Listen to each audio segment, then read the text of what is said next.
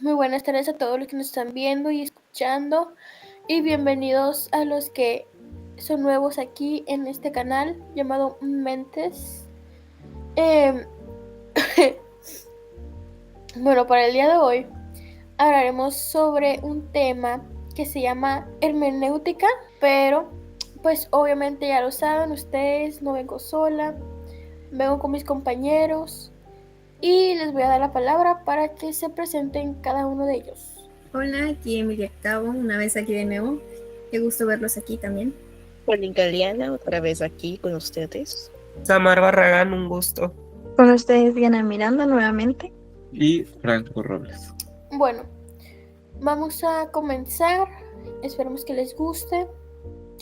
Bueno, en la Grecia antigua se consideró hermenéutica al arte de interpretar los mensajes de los dioses que emitían en dirección hacia los hombres, y se entendía que esa función se llevaba a cabo principalmente a través de los oráculos y alguna modalidad de poesía, pues ya que los poetas serían considerados como esos mensajeros divinos. Esa función interpretante además cobraba un significado simbólico a lo que se conectaba con Hermes, el dios mensajero, quien estaría conectado con la escritura, el comercio y tampoco el engaño en sus orígenes. Por lo tanto, no se consideraba una de las artes elevadas, sino más bien que se le atribuía un rol merantemente funcional en la instalación de una mediación. Y bueno, en la antigüedad tardía se consolidaban tres ámbitos tradicionales de la exégesis, uno sagrado y dos profanos. A través del cristianismo surgió además una nueva visión de la... Ay no, ese no es el mío, perdón, me equivoqué.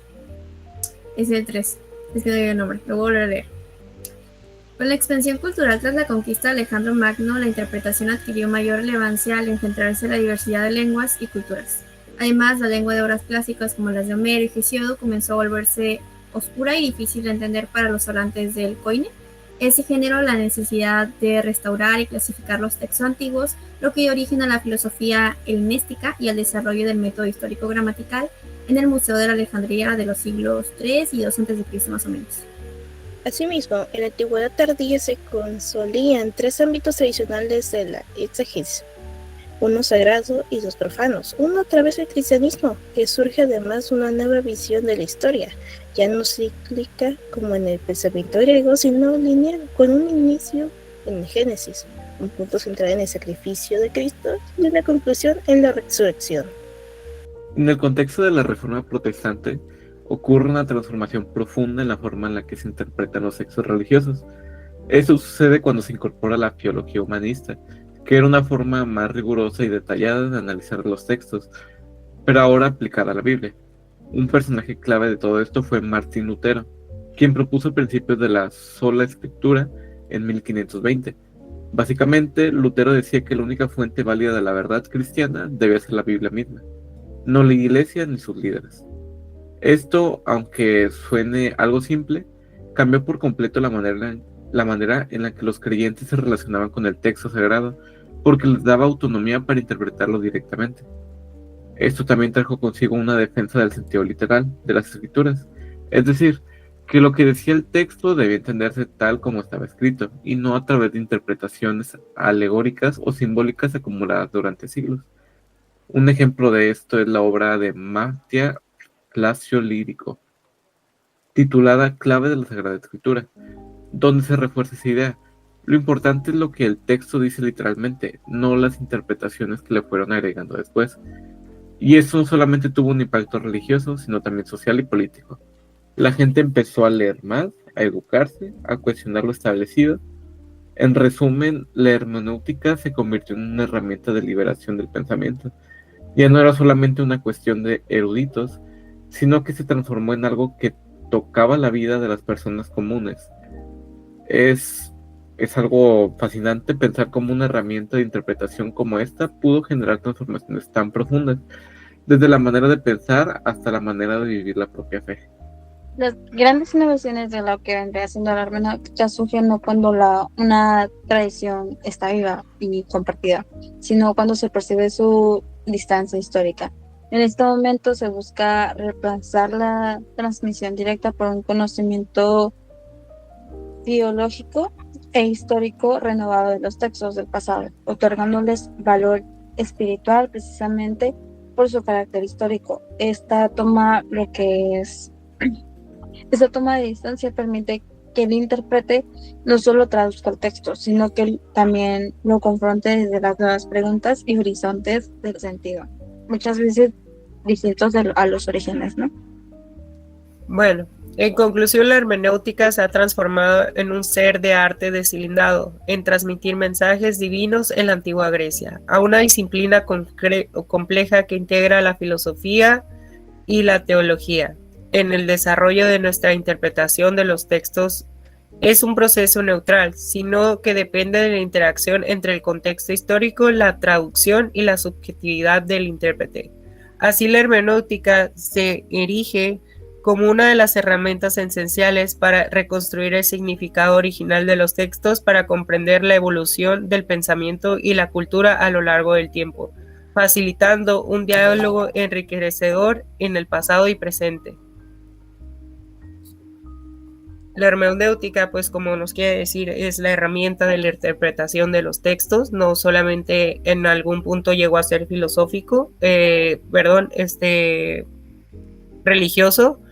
Ahora pues bien se conoce que la hermenéutica aún se sigue tomando en cuenta en cosas como por ejemplo interpretaciones de textos antiguos, jeroglíficos y todo eso, pero siempre debemos de quedar con eso, que es una interpretación. Al 100% nunca vamos a poder descifrar qué fue lo que estaban diciendo esos vestigios o esos pabilos, porque ahora sí que más que nada pues es una interpretación de lo que nosotros creemos que decía. Un ejemplo de esto puede ser en 1946, cuando fue por primera vez que en la Biblia se vio la palabra homosexual, que ya tiempo después se corrigió que no vendría siendo eso, sino fue por una mala traducción.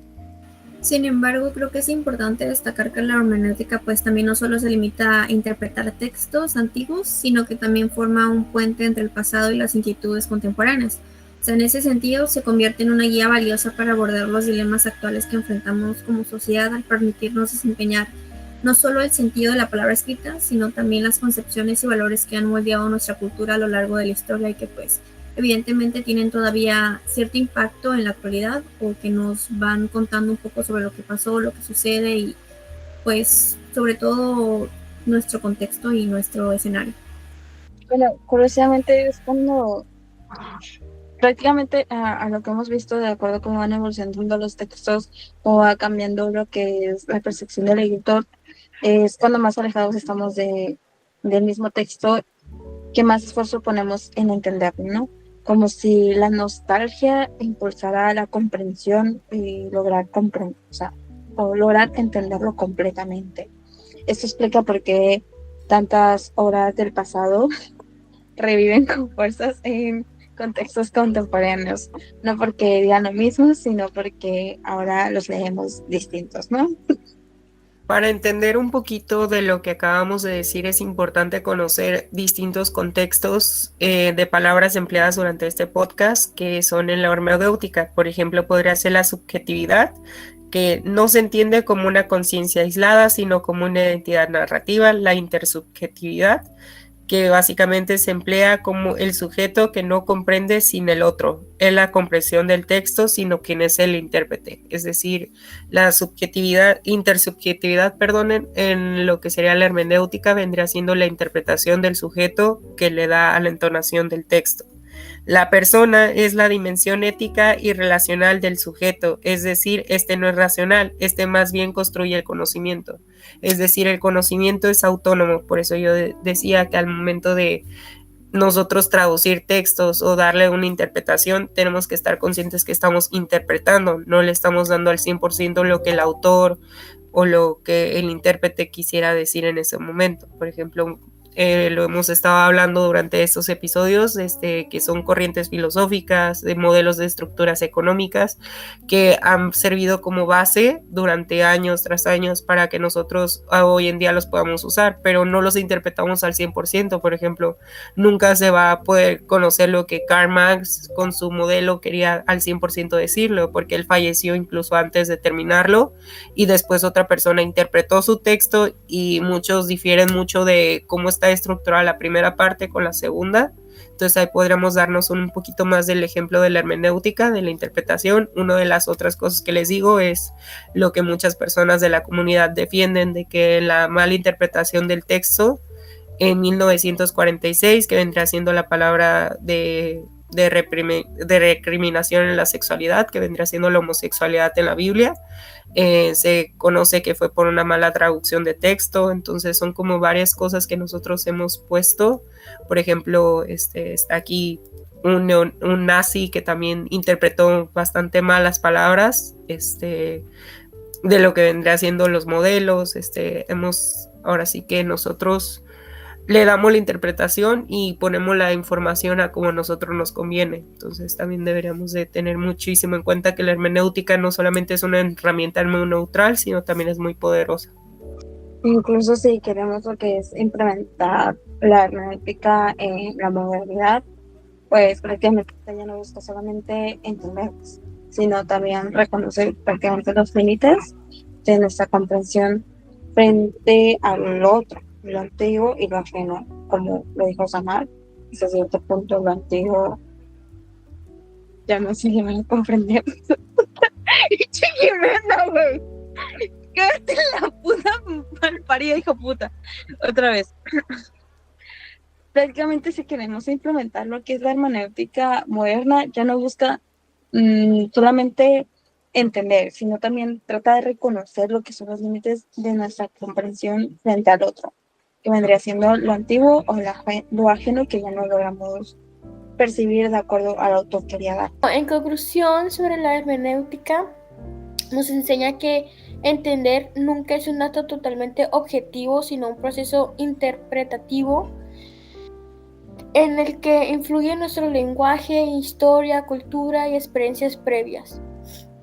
Esperemos que les haya gustado muchísimo esta temporada y pues nos vemos luego. Muchas gracias a todos los que nos vieron, a todos los que nos escucharon. Nos esperemos vernos pronto. Bye. Bye. Bye. Gracias por escucharnos en estas temporadas. Fue un gusto. Bye.